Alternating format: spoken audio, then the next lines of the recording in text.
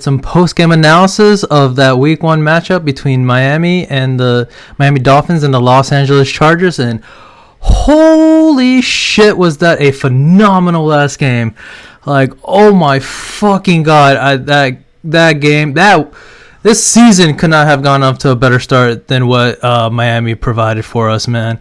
Holy shit, that was such an unbelievable game.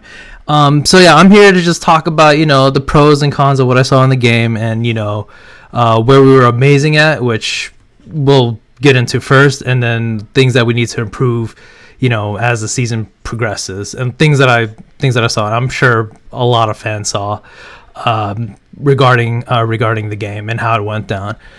But yeah, man, the first things first, TUA Tagovailoa, man, just busted ass, bro. Like, hold on, I gotta zoom in on this shit, yo. 466 big ones, 466 yards.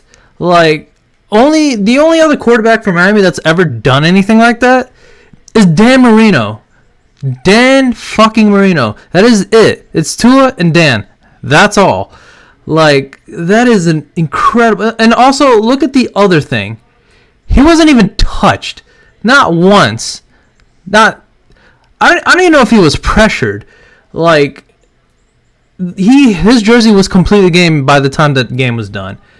But yeah, Tua was incredible. Like, some of the throws he was making, like that 1 3rd and 10 throw where he got off the line of scrimmage, ran up to it, and on the run uncorked a 50-yard bomb to TYREEK. Just chef's kiss, man. Just unbelievable throw. And that wasn't even like, he was doing so many of those off-platform throws, which to me is a huge sign of his growth, because, the knock on him last year was that, if you keep him in the pocket, he can throw in the pocket, he's solid in the pocket. He's great. He's amazing at it. But if you get him off script, off structure, if you force him to move around and run, he's not so good at it. He's not the best at it. But this week, and at least for the start of this season, he's addressed those issues, because there were some throws where he was just hitting them, off platform. Besides the throw to TYREEK, there was one throw where he threw like a 25 yard dart to Braxton Berrios on the run. And in fact, I could probably pull that highlight up. Hold on. You know what? Let me go ahead and oops. I accidentally caps lock that.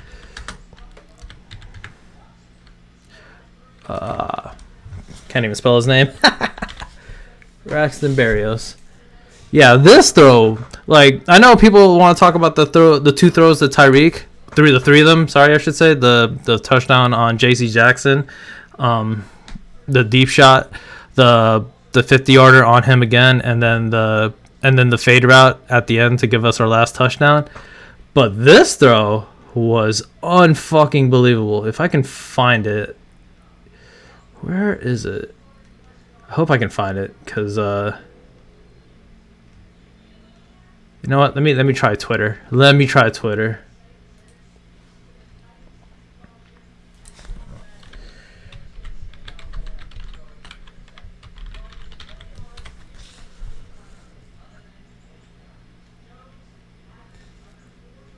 Yeah, this throw right here. And Berrios may have scooped it in. He did. Wow. Finally, because there was no replay up. Oh, sorry. No, this wasn't the one. This is also another incredible throw, but hold on. Where is it? God, I gotta find that off platform. Yeah, here it is.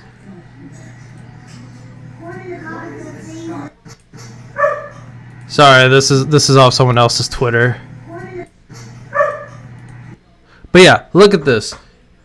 I'm gonna start over here.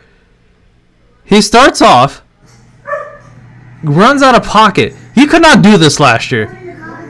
Hits him on the sideline. Holy crap. I wish I would have shown the replay just to show you how unbelievably accurate that throw was. Because, my God, that was insane. And then the other throw to Braxton Berrios was like the one I just showed before.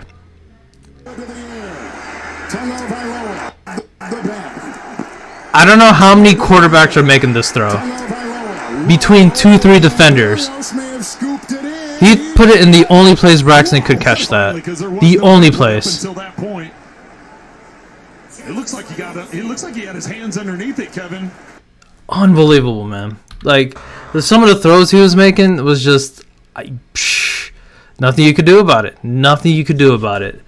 But, you know, with that being said, yes, Tua was superlative. We got to talk about the other protagonist in the story. TYREEK Hill, man. 215 yards, 11 catches, 2 touchdowns.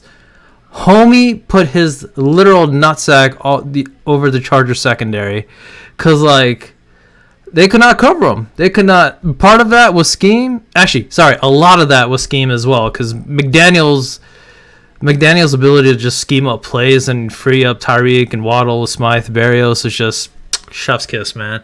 Like, you can't get any better than that. Like, as a Dolphins fan, this is the type of offense that I've dreamed of seeing.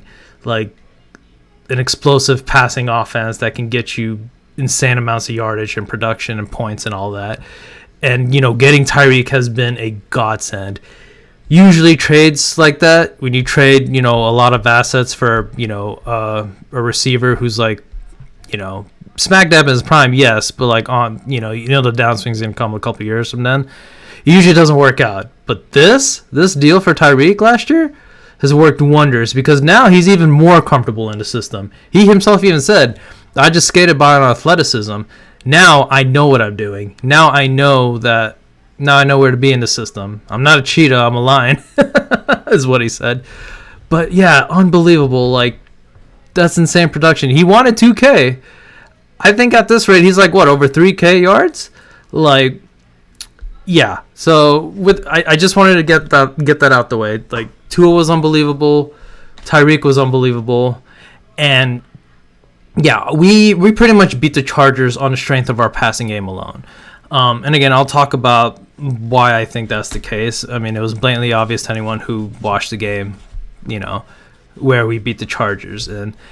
But yeah, the pros, our passing game was phenomenal, excellent. Tua's connection with Hill has never been at a higher level than what it is right now. Like, this is some next level shit. And if this is what we can, granted, I know he's not going to throw for 466 every week. I know that's not going to happen. But that connection with Tyreek, if he can maintain that for the entire year, you know, stay healthy, don't lose any time, yeah, he will be the MVP, period, because we will put up the most points. I don't know if we'll break records like the 99 Rams or, you know, even the 98 Vikings or like, you know, the 2007 Patriots, because those offenses did it for the entire year, but we'll be really close, bare minimum, if everyone gets to stay healthy. But yeah, the passing game was incredible. Tua was able to throw to, 8 different receivers.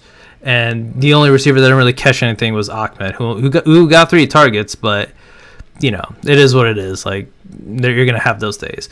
I mean, Waddle only caught 4 balls and got 78 yards. We didn't even use Waddle to the extent that we normally would or that we needed to, because Tyreek by himself was killing that secondary. That is how good our passing offense was. Hell, you could even take away Tyreek's production and Tua still threw for more yardage than Justin Herbert. That is how insane Tua was. That is how insane Tyreek was. That is like the biggest positive, that their connection is like this. The second thing that I noticed was McDaniel making the adjustments. Now, granted, he had months to think about this game. I know he mentions that, you know, it's just another game. He doesn't really think about it. BS.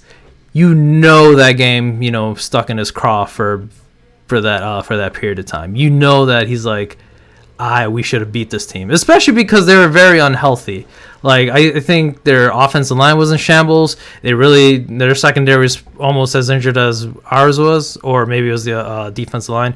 Whatever the case is, we should have beat them last year. The problem was they had a defensive scheme that really limited us because, you know, it was year one and we weren't as comfortable. I don't know, it could have been other factors as well, but we just did not perform to the level that we normally would have then. But this year, this game, yeah, he had all the answers. Like, his ability to just scheme And like just having those out motions just changed the entire game. In fact, I'll even pull up a video of Dan Orlovsky basically explaining what it is I'm trying to convey. And he does it, obviously, he'll do it much better than I can because I'm a fan. He's actually played in the NFL. Like, it's just, hold on, let me, Orlovsky. Yeah, like this. Where is it? Don't worry, it's not actually 10 minutes. It's like the first 3 minutes. Flips it to the corner, and it's caught! TYREEK Hill, touchdown! What a throw by Tua. His superpower was the thing of the game. Accuracy. Bro, Tua's a baller, bro. I've been saying this since last year. I've been According to ESPN Oh, come on. Analytics powered by NFL Next Gen Stats, that's the fourth most in any game by any player against man coverage. That's my quarterback. That's my quarterback. This offense. All right, good luck. Play with a lot more than 11. So, number one, you can't play man against this team right now. One, the speed of TYREEK Hill, and then two, Mike McDaniel and how he uses that speed within their motion. Okay, now so often with receivers, we see them start and maybe motion down to one side or go all the way across the football. With Mike McDaniels, what he's going to do is take TYREEK Hill and he's going to start him inside and he is going to speed motion him before the snap laterally from inside to out. Now watch what happens because the Chargers are playing man coverage. TYREEK Hill already is 3 yards farther than anybody else on his football team as he's pushing vertical with that full speed motion. Now look at this. This corner is already running full speed down the field because he's scared to death of TYREEK Hill's speed down the field. Now the pass concept is very basic. This is called dagger. You're a crossing route. Sorry, just wanted to pause it here. But that's basically what I was mentioning before, where that speed out before Tua hikes the ball changes everything, because what it does, it gives TYREEK a free release. And last year we weren't getting that. They were able to jam our receivers. It was weird because we did not do as many of these motions, like not necessarily the speed outs, but just motioning in general, like we did in the games prior to the Chargers game last year. I don't know why. I don't know if there was something McDaniel saw to indicate that he shouldn't motion as much, but we did not motion nearly as much as we should have last year. But this time he's like, no, I'm motioning almost every time. Literally every snap was some Dolphins player motioning, and there were at least like 10 to 15 plays where they did these little speed out motions to give TYREEK or whoever the receiver was a free release. And if you can do this, that defender's going to trail you. If you can do this, give TYREEK a free release, force that DB to like do the oh shit, he's gonna get past me, coverage. You've already won, because TYREEK, it's easy for him. He has one of two choices. He can either, and again, Orlovsky's gonna explain this. He can either just go past the defensive back if the defensive back's not in great position to keep up with him, or if the defensive back is in great position to keep up with him, he can just cut inside on a deep end, which is essentially what happened here.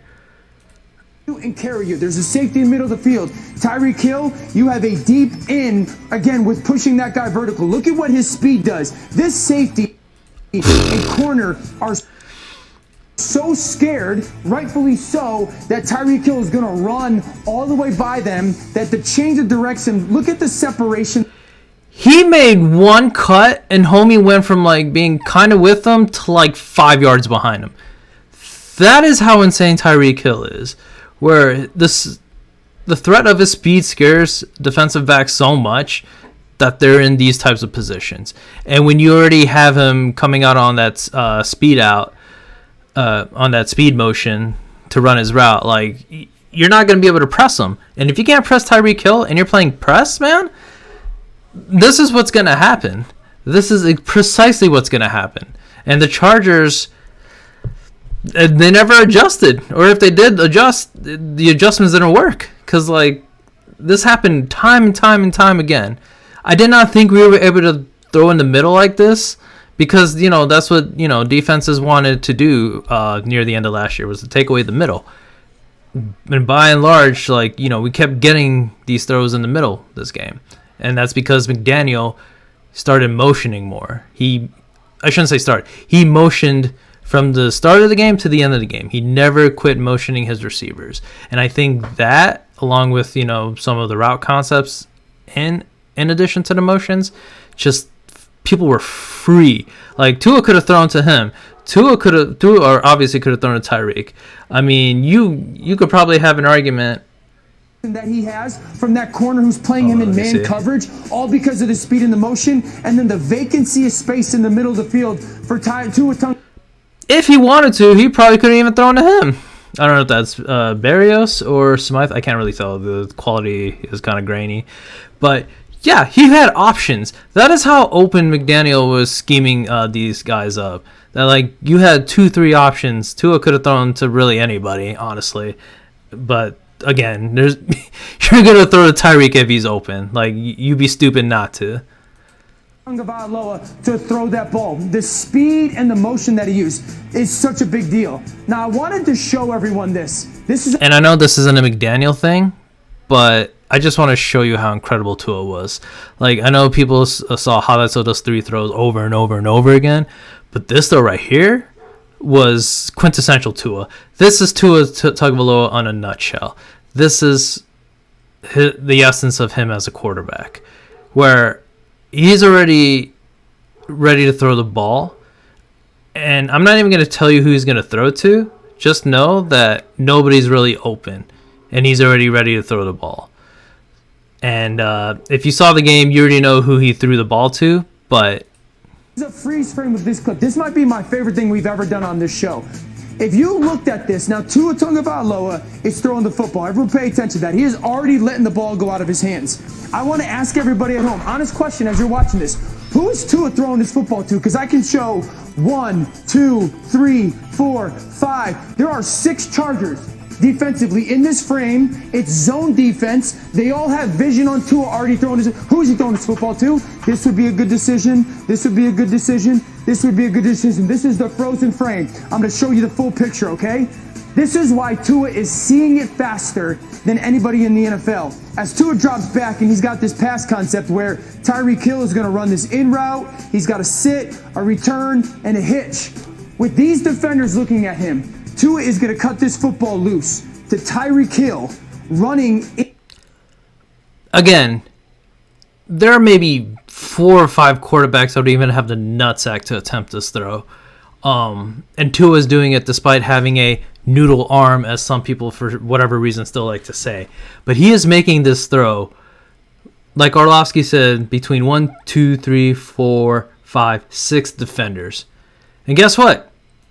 In this he completes it. Zone, this defender right here should absolutely pick this football off. This backside safety is waiting to take Tyreek Hill's head off, but Tua see. Bruh, what the fuck do you do with that? Like, what do you do with that? There's nothing you could do about that throw.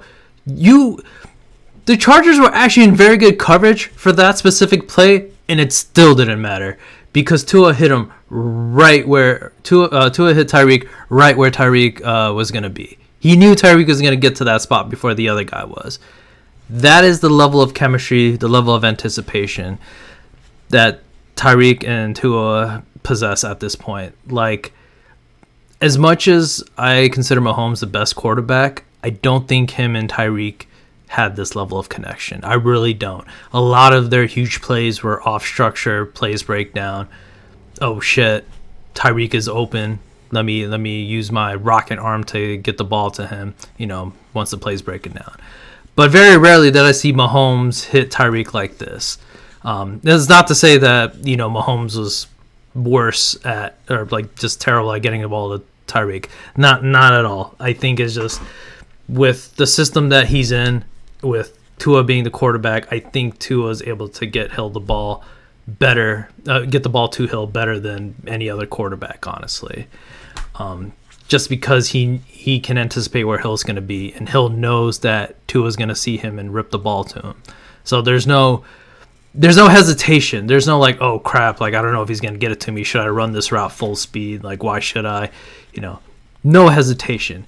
And between their chemistry and McDaniel just scheming up plays, like, what do? There's nothing you can do. Like, and again, Orlovsky, and I'm not going to play the rest of this clip, but Orlovsky basically explained that you could play man, you could try to play man and get screwed over because of, TYREEK's speed, or you could play zone, but then Tua's going to fuck you over with, his anticipation and where he needs to, and him knowing how to get the ball to the receiver he needs to get it to.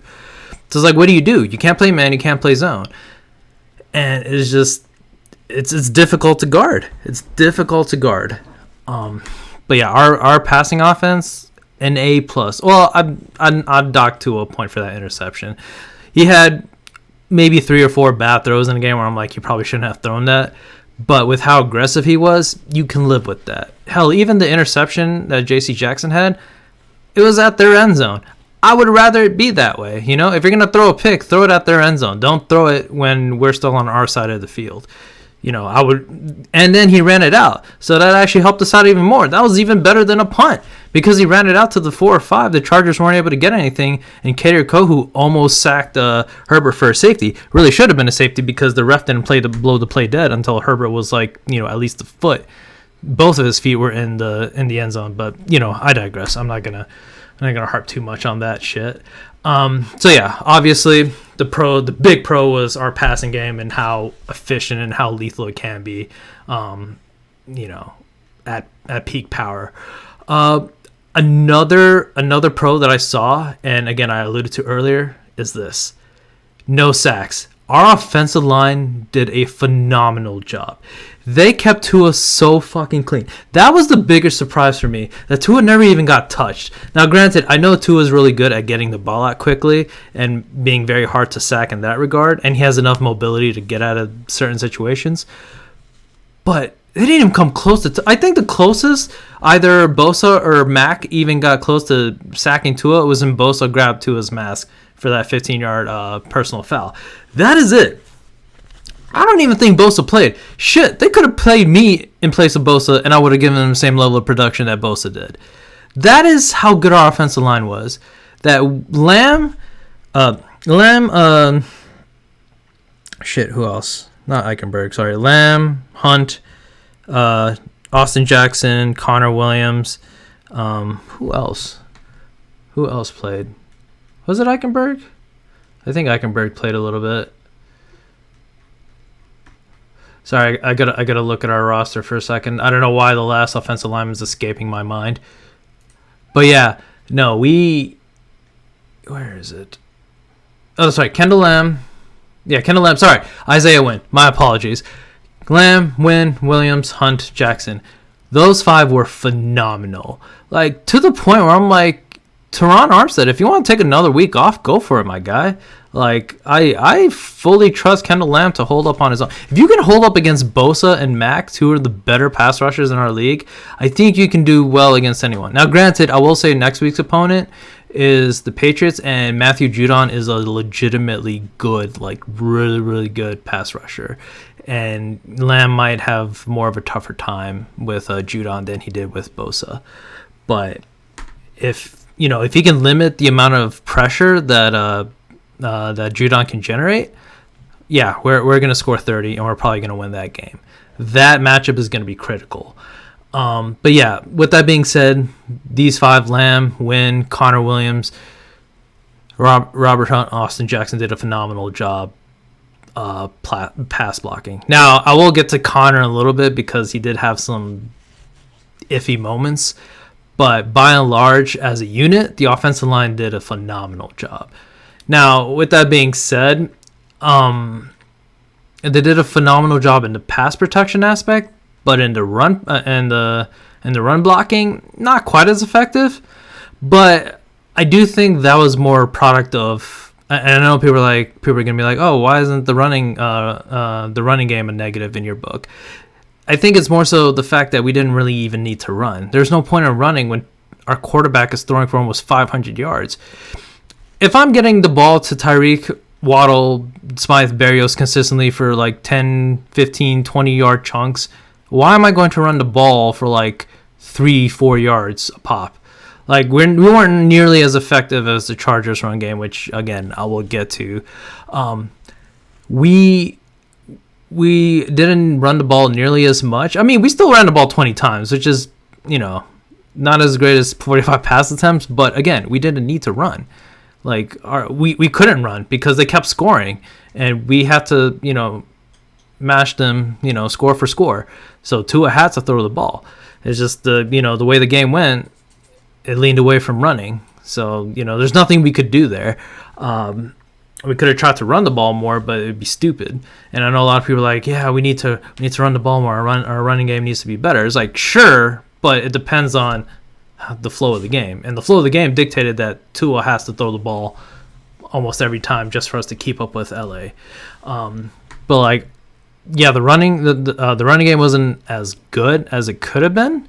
But I think that's just a product of, how the game went and how quickly they were scoring as well with their running game. But yeah, the pass protection was, honestly, I'd even get the offensive line an A+. I would give them a higher grade than Tua, only for the fact that they kept him so clean that he was able to put up the numbers that he did. Like, Tua, I'm only going to dock points because of that pick he shouldn't have thrown, and a couple of throws where he threw into, double, triple coverage. But again, that was just him being aggressive. And with Tua, he has that gunslinger's mentality where he's going to go for it. Like, and I love that about him, where he's like, fuck that shit. I know I'm accurate. I know my receivers will normally be there quicker than the other guy will. I'm getting it to them. So I can live with a few errant throws here and there. I know there are some on Dolphins Twitter or on Facebook or whatever the case may be, like, oh yeah, he should have had like 500-600 yards and like 6 touchdowns. It should have been a blowout. Sure, it could have been. I mean, we did have, a couple turnovers. I will agree that, those need to be cleaned up. But even then, we still threw for 466 yards. That doesn't happen every day. You can go to last year. I don't think there were many 400-yard games. I think Tua had one of the only ones. Like he was phenomenal. And yeah, and that's also the other positive, that we did leave meat on the bone. We probably could have done even better. If he doesn't throw that pick to J.C. Jackson, he probably throws for another 20, 30 yards. Because I think he threw that pick when they were around their 30-yard line or some shit. So this could have been even closer to 500. So yeah, like I'll dock him. I'll give him like an A, maybe an A-, like just for that pick and a few bad throws. But by and large, the offensive line like definitely gets an A+, just because of how difficult the assignment was. Like, you have to deal with Bosa, who's a borderline Hall of Famer, Mack, who probably will be in the Hall of Fame. Like, you have Derwin James, who's a great blitzer, great all-around safety. There's a lot of talent on that Chargers defense, and we just cut through them like butter. Like, they didn't even exist to us. The poor J.C. Jackson is still inhaling TYREEK's dust. Like, that is how good our passing offense was. So yeah, those are the cons: the passing offense, the pass protection. Really, anything that had to do with passing was a positive. Now for the cons, first and foremost, is Tua and Connor Williams need to get to a room together and figure out these fumbling issues or these snapping issues.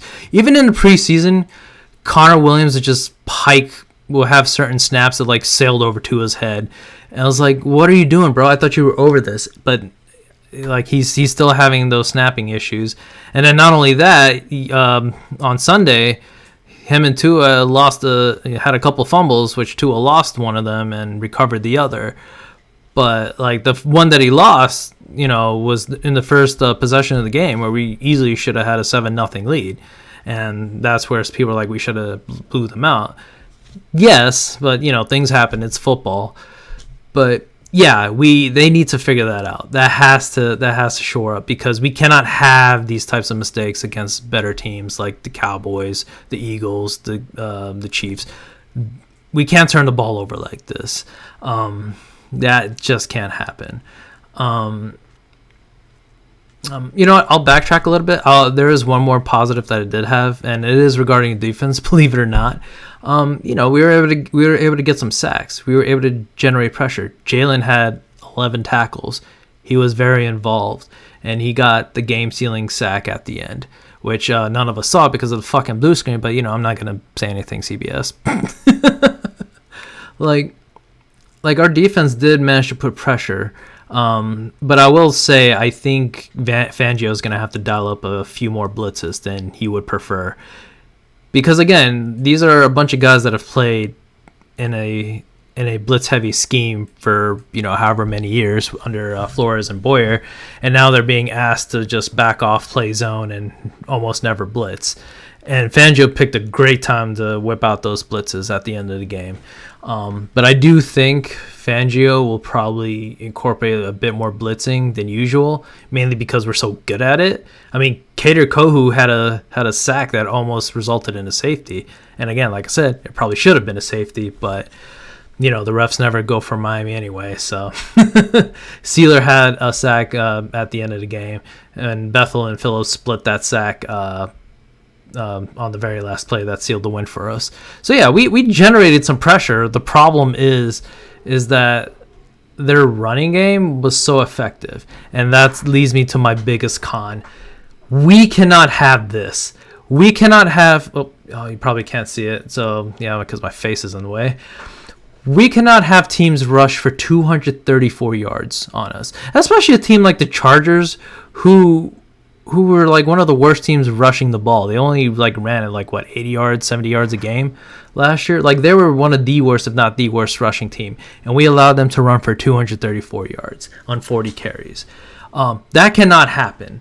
We can't allow teams, weak running teams. Now, granted, they do have talent in Eckler and Kelly. These guys aren't bums or anything, but we can't let Eckler gash us for 55 yards on a single run. We can't let Kelly get 5-6 yards a pop on every carry. That just can't happen. If we're gonna get anywhere, we're gonna have to slow down the run, because if we're in a game against the Philadelphia Eagles, a team that wants to run the ball, and they get to an early lead, what do you think they're gonna do? They're gonna run the ball. And they're a much better running team than the Chargers are. And if the Chargers were able to get 234 yards on us, I shudder to think what Philly could get on us. Probably close to 300. Granted, I don't think that'll happen. I think Vic will put his imprint on the defense. I think the defense will steadily improve. That is what I'm hoping for. That is what I'm counting on. And not just me. I'm sure a lot of Dolphins fans are counting on that. But yeah, that defense needs to improve. At least the run defense. I think our pass defense is pretty solid. We pretty much prevented Herbert from gashing us for huge deep shots, except for that one that Allen got, that 40-yarder. But that was early in the game, and Herbert really became the checkdown merchant that he's been for the past year or so. And I'll talk about Herbert in another video in the future, but yeah, Herbert, their passing game, we were able to limit the damage. Keenan Allen was their best receiver and only had 76 yards on 6 catches.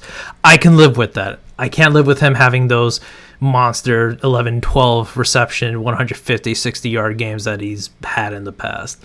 Eckler's always going to, be a very good receiving threat. So, honestly, Eckler was their best player. He gained over 150 yards of total offense. I mean, anyone that does fantasy football knows how insane Eckler is, and if you had him on fantasy football, you probably won your week.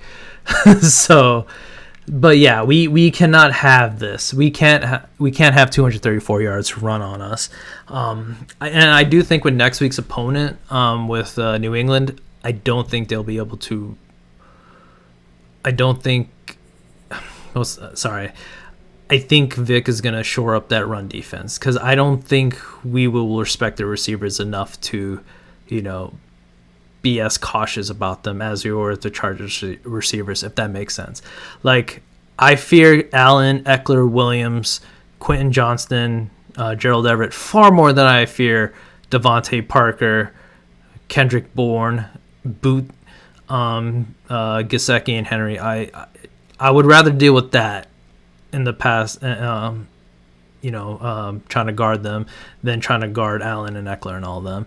So I think the focus will probably be more on stopping their run offense, because that is what New England wants to do. I want to see Mac Jones throw 50 times in a game. That gives us more chances to pick him off. And Mac, as for all of his talents, and I know this is ironic coming from me, a Finns fan. He doesn't have a very strong arm. I don't think he can, people like to say Tua doesn't have a strong arm. Mac is probably levels below that. Like, I hate bashing another quarterback, but I don't think he can make a lot of the throws that Tua can, and nor does he have the horses to do so. Like, he doesn't have a Tyreek Hill to make those levels of throws. He doesn't have a Waddle. I mean, shit, he probably barely even has a Barrios to, throw to. So I think our game plan is to stop their run offense, force Mac Jones to become a passer, basically force them to become one-dimensional. And we have the offense where we can get 14, 20 points in a hurry. And if we can get a 2-3 touchdown lead early in the game, we pretty much are going to take away their strength, their biggest strength, which is their ability to run the ball. Granted, they didn't run the ball well against the Eagles, but that's mainly because the Eagles are the Eagles. And they will probably have one of the best defenses in the league regardless. Although I will give New England credit. They did keep it much closer than I thought they would. But with that being said, I think that was more the Eagles being out of rhythm than, New England doing anything special. But yeah, our run defense was the biggest con. Our run defense, our inability to generate turnovers, which again I talked about in another video. We need to be able to generate turnovers. And even though we did get 3 sacks, the majority, if not all of those sacks, came in the last possession where we finally turned up the blitz. We could not generate pressure for the majority of the game. And that has to change. Vic Fangio's system is predicated on being able to play zone, being able to rush with 4 people, and being able to have 7 guys back covering all the receivers. That is what he wants. If you can generate pressure with just 4 people, that makes your defense impossible to deal with, because the opposing quarterback is going to have no one to throw to. That's going to lead to a lot of coverage sacks. And again, if you can rush the passer with your pass rush, you can force that quarterback to make throw interceptions, and then there you go.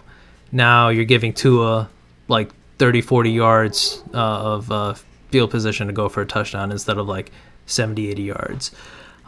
So we need to be able to generate turnovers. We have to. I know it was a little difficult with the Chargers running the ball 40 times and Herbert only throwing for 33 times. And a lot of the throws that Herbert did were like safe screen, out routes, slants or whatever. Like Herbert didn't really try to do anything risky. I think he was really trying to manage the game, and it makes sense. Like, I'm not gonna excoriate Herbert for that, because if you're running the ball 40 times for 234 yards and 3 touchdowns, why wouldn't you do that? But I do believe that we need to 1, stop the run, 2, get to the passer. We need to generate sacks without having to resort to blitzes. If we can do those 2 things, if we can build upon that, throughout the season, and improve our defensive ranking that way, then we will be a Super Bowl contender. We will win the Super Bowl. I feel like our defense doesn't have to be like top 5, but at least has to be within the top 15. I feel like, in order for us to get to where we need to get to, because our offense is going to be a top 5, top 3 offense. Shit, I think our offense could be the top offense. Kansas City's offense is really nothing without Kelsey, and even then, like, that's hoping that Kelsey can stay healthy, and with knee issues you never really know. Philadelphia, I think they'll start picking up their offense, but they didn't look that great against New England either. Buffalo, I mean, we all saw last night Josh Allen just throwing those arm punts, like, for God knows what reason. The Jets just lost Rodgers for the year, which I am very sorry for Jets fans. Like, I know you guys had a lot of hope and expectation, and truly, like, as a Dolphins fan, I will say this: Aaron Rodgers is one of my favorite quarterbacks. I enjoyed watching him play. I did not like having to root against him because he now plays for Jets, but I never wanted to see him tear his Achilles. But even with that, him being lost for the year basically takes away the Jets as like I shouldn't say it'll completely take them away, because their defense is amazing, but offensively they're gonna struggle. So yeah, I and that's just like some of the top teams. Like I don't think there will be an offense better than us, at least a passing offense better than us. We still need to improve the run game, which again is another con, but I think our run game will improve. We also didn't have A-Chain, which a lot of people forget. A-Chain would have helped big time in the run game. He would have helped with a lot of the shorter throws. But this is also a game where I don't think A-Chain would have been as effective because Tua was just chucking it 15, 20 yards down the field on damn near every pass. So A-Chain wouldn't have been as utilized. So, but I think next week against the Patriots, he probably will be. You might see more screens because I think the Patriots will learn learn the lessons that the Chargers refuse to learn, and try to mess up Tua's timing. If that includes blitzes, they probably will blitz more. And having someone like A-Chain that can go out the backfield, catch flats, catch dump offs and all that will be critical. And then having Teron Armstead back would also help. I don't know if he could do any better than what Lamb did against Bosa, but again, having Teron Armstead is never a bad thing. Like there's a reason the man's a 4-time Pro Bowler and one of the best offensive linemen in the league still, even at like 34, 35 years old. So yeah, that's pretty much my analyses of it. Like, again, the pros are our passing offense will probably be the best. Our offensive line did a phenomenal job protecting Tua, and if we want Tua to put up those numbers, they're going to have to continue to do that. There will be games where Tua, does get touched up a bit, but we have to limit those games. We have to limit how many times he gets sacked or hit, because of course we want him to stay as healthy as he can. Hill, Waddle, that's still the most dangerous combination. Yeah, really, it was our passing game.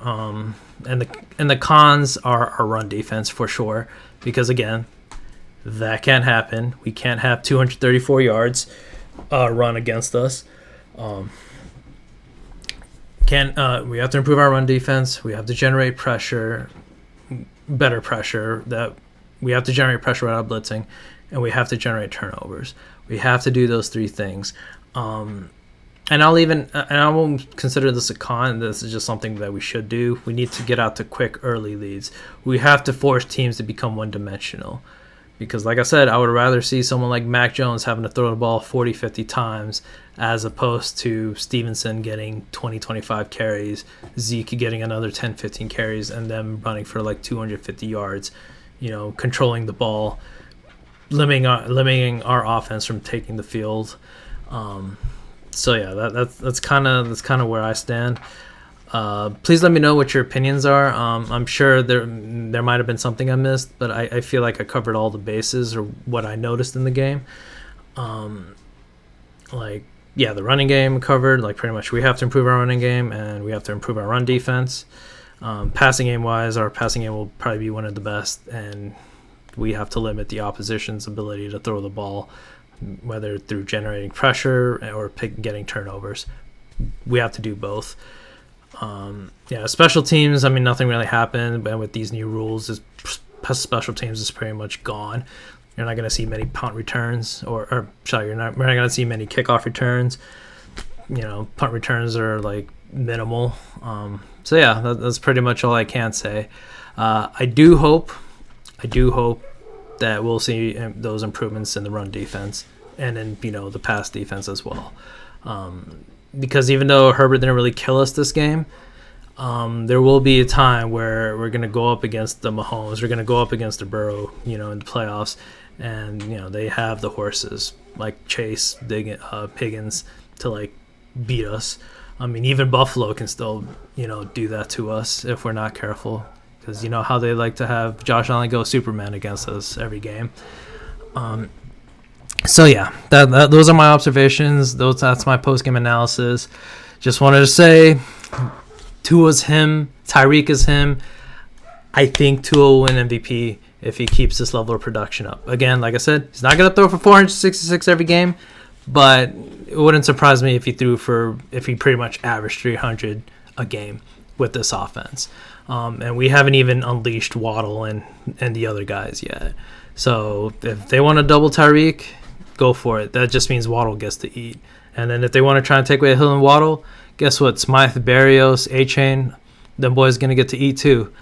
So I'm very excited. As a Fins fan, I'm very excited for the season. I'm sure I'm not the only one. And, with everything that's happened with the first week, especially in our division, with Rogers going down, Allen looking mortal, and Mac Jones, being the worst of the bunch, I think you have a very good chance to win the division. I'm not going to say we're going to, for sure. I even have a prediction. I think we can truly win 12, 13 games. For me, this is my prediction. The shit highlighted in green are the games that I think we're going to win. I highlighted the Chargers even before, even before the game started. I think we can at least win our first 3 games. I don't know if we'll be able to beat the Bills, especially if Allen starts to pick it up. But if Allen plays like what he played like against the Jets, I think once we beat the Bills, we might not lose a game until we play the Eagles. That is how good I think we can be. Now, the Broncos might be a dangerous game because their defense is legitimately very good, and Patrick Surtain Jr. Patrick Surtain II, whatever the case may be, is one of the top corners. I think he's better than someone like a Sauce Gardner. He's that good. So the Broncos will be difficult as well, but compared to the level of the Chargers and the Patriots, I think we can handle the Broncos. So let's see, 1, 2, 3, 4, 5, 6, 7, 8, 9, 10, 11, 12, 13. I think we can legitimately win 13 games. I really think we can do that. And if we beat the Bills, bump that up to 14. I think we're that good. And as long as we shore up our defense, if we can at least get our defense to in the top 15, we're making the Super Bowl. So, with that being said, With that being said, that's all I have. I hope to do more of these post game analyses, and I hope to do them after a win instead of a loss, because it's never fun doing these analyses after losing a game. But yeah, that is it for me. I will see you guys next time, and hopefully Moriel tune in to hear what I have to say regarding the Dolphins. All right, take care. Bye bye.